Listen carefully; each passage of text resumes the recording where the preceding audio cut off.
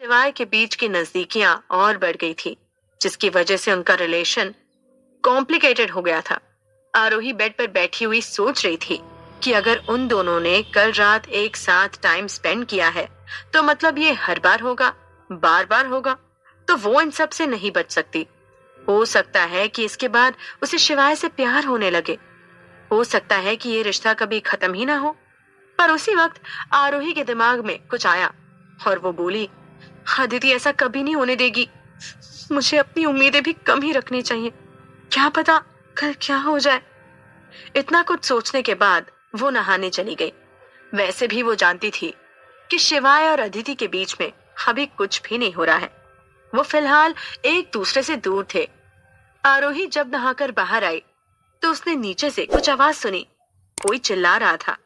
जब उसने बाहर निकलकर देखा तो अदिति नीचे खड़ी थी। उसे देखकर वो नफरत भरी आवाज में बोली, लो, शैतान को याद किया और शैतान ने खुद दर्शन दे दिए। मैं सोच रही थी कि ये लड़की इतने दिनों से घर पर क्यों नहीं आई। लगता है मैंने इसे कुछ ज्यादा ही शिद्दत से याद कर लिया। पर ये दोनों बात क्या कर रहे हैं? आरोही ने जब शिवाय को अदिति के साथ देखा तो उसके मन में भी क्यूरियोसिटी हुई कि वो दोनों आखिर में क्या बात कर रहे हैं। वो हॉल की सीढ़ियों के पास आकर खड़ी हो गई। सामने एक पोल था, इसलिए वो उन लोगों को दिखाई नहीं दे रही थी। शिवाय सोफे पर बैठा अपना काम कर रहा था। उसने तो अदिति की तरफ देखा भी नहीं, पर वो थोड़ा गुस्से में बोली, शिवाय, लगता है तुम हमारा मैटर भूल गए हो। हमें अभी उसे सेटल करना होगा। हम इस बारे में बाद में बात करेंगे। I'm very busy right now। शिवाय बिना कोई एक्सप्रेशंस दिए बोला, पर उसकी आवाज में कड़वाहट साफ पता चल रही थी। अदिति भी इतनी आसानी से हार मानने वालों में से नहीं थी। शिवाय, लगता है तुम मेरी फैमिली से किया हुआ वादा भूल गए। मुझे नहीं लगता कि गोएंकास अपनी जुबान से पीछे हटते हैं। ये बात सुन शिवाय ने फाइनली अदिति की तरफ देखा और अपनी सख्त आवाज में बोला, क्या तुम मुझे धमकी दे रही हो? अदिति ने जब देखा कि शिवाय उससे इतनी बेरुखी से बात कर रहा है तो उसने इमोशनल कार्ड खेलना शुरू कर दिया। उसकी आंखों में अचानक से ही आंसू भर गए। थोड़ी आंखें गीली होने के बाद उसने रोने जैसी आवाज में कहा, शिवाय, तुम मुझसे ऐसी बात क्यों कर रहे हो? मैं तो बस तुम्हारा अच्छा चाहती हूँ। पर जब से मैं आई हूँ तब से तुमने मुझसे एक बार भी ठीक से बात तक नहीं की। 3 साल पहले मैंने अपनी जान पर खेल कर तुम्हें बचाया।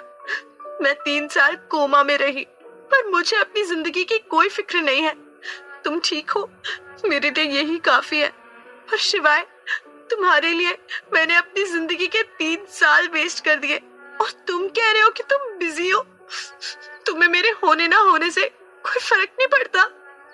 अदिति बार बार 3 साल पहले हुए उस हादसे का जिक्र कर रही थी, जिसे सुनकर आरोही के भी कान खड़े हो गए। वो भी यही पता लगाना चाहती थी कि 3 साल पहले आखिर हुआ क्या था। उसे अच्छे से पता था कि शिवाय की जान अदिति ने नहीं बचाई थी। काश वो इस वक्त इस बात को शिवाय के सामने क्लियर कर सकती, पर बिना सबूत के वो खुद भी कुछ नहीं कह सकती थी। उसने चुपचाप खड़े रहना ही ठीक समझा। वहीं अदिति की बात का जवाब देते हुए शिवाय बोला, अब जब तुम मुझसे उस हादसे के बारे में बात कर ही रहे हो तो मुझे भी तुमसे इस बारे में कुछ डिस्कस करना था।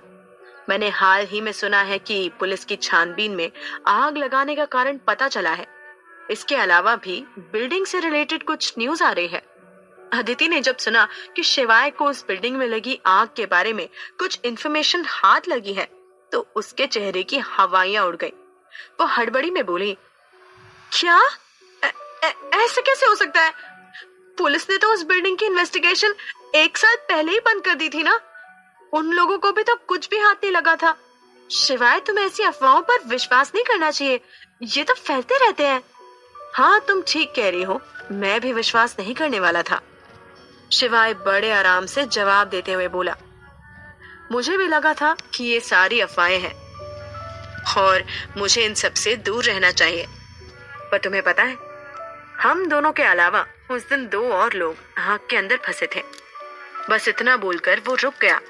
वो आगे कुछ कहने ही वाला था, पर अचानक से उसने बात बदल दी और मुस्कुराते हुए बोला, खैर छोड़ो, वैसे भी ये सारी अफवाहें ही हैं।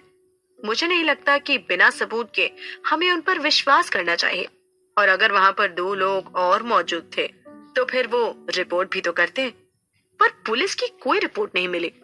अदिति का फेस देखने लायक था। इस वक्त वो इतनी डरी हुई थी कि कोई भी उसे देखकर बता सकता था कि वो शिवाय की बात सुनकर टेंशन में आ गई थी। शिवाय को तो उसका चेहरा देखकर मन ही मन हंसी आ रही थी। उसने पूरी बात बताई भी नहीं थी और अदिति की ये हालत हो गई थी। अगर कभी उसे पूरी इन्वेस्टिगेशन के बारे में पता चला तो उसकी क्या हालत होगी। अदिति ने जैसे तैसे करके खुद को संभाला और एकदम घबराते हुए बोली, हाँ हाँ, तुम बिल्कुल ठीक कह रहे हो। हमें इन फालतू अफवाहों पर विश्वास नहीं करना चाहिए। अगर पुलिस को कुछ भी हाथ लगेगा तो सामने आ ही जाएगा। थोड़ी देर रुक वो वापस बोली, अरे हाँ शिवाय, मुझे कुछ काम याद आ गया। मैं तो उसके बारे में बिल्कुल भूल ही गई थी। मैं चलती हूँ। शिवाय की बात सुनकर अदिति के इस वक्त पसीने छूट रहे थे। वो चुपचाप बिना शिवाय से नजरें मिलाए वहां से निकल गई। शिवाय चुपचाप सोफे पर बैठकर कुछ सोच रहा था। अब तो उसे पूरी बात का पता लगाना ही होगा, क्योंकि आज उसे अदिति का बिहेवियर देखकर ही समझ में आ गया था कि उसका शक सही है। बस अब सबूत इकट्ठा करने की देर थी। वहीं सीढ़ियों में खड़ी आरोही ने जब ये सुना तो उसे भी थोड़ी खुशी हुई। उसे नहीं लगा था कि शिवाय बिल्डिंग में लगी आग की इन्वेस्टिगेशन करवा रहा होगा। आरोही अब तक यही सोचती आ रही थी कि शायद शिवाय ने अदिति पर ब्लाइंडली ट्रस्ट किया होगा। पर अगर एक बार उसे पता चल जाए कि उस बिल्डिंग में आग किस वजह से लगी थी और किसने उसे बचाया था तो अदिति हमेशा के लिए उसकी जिंदगी से चली जाएगी। पर इस बिल्डिंग में लगी आग की वजह से उसके पापा ने भी बहुत भारी कीमत चुकाई थी। उन्हें अपनी जिंदगी खोनी पड़ी थी। अगर शिवाय को अदिति के बारे में कुछ भी पता चलता तो फिर उसे राजीव की मौत के बारे में भी पता चल जाएगा। इससे आरोही का काम आसान हो जाएगा। आरोही उनकी बात सुनकर वापस अपने कमरे में आ गई। वो यही सोच रही थी कि वो कैसे हॉस्पिटल में हुए उस इंसिडेंट के बारे में पता लगाए। वहीं दूसरी तरफ अदिति जब शिवाय के घर से बाहर निकलकर अपने कार में बैठी तो वो बहुत गुस्से में थी। गुस्से से उसका शरीर तिलमिला रहा था। वो स्टीयरिंग व्हील पर जोर से हाथ मारते हुए बोली, आरोही ने शिवाय की जिंदगी में आकर बिल्कुल अच्छा नहीं किया। नहीं, मैं इस लड़की को मेरे शिवाय के करीब नहीं आने दूंगी। शिवाय की जिंदगी में सिर्फ मैं रहूंगी। इस आरोही का तो बहुत जल्द कुछ करना होगा।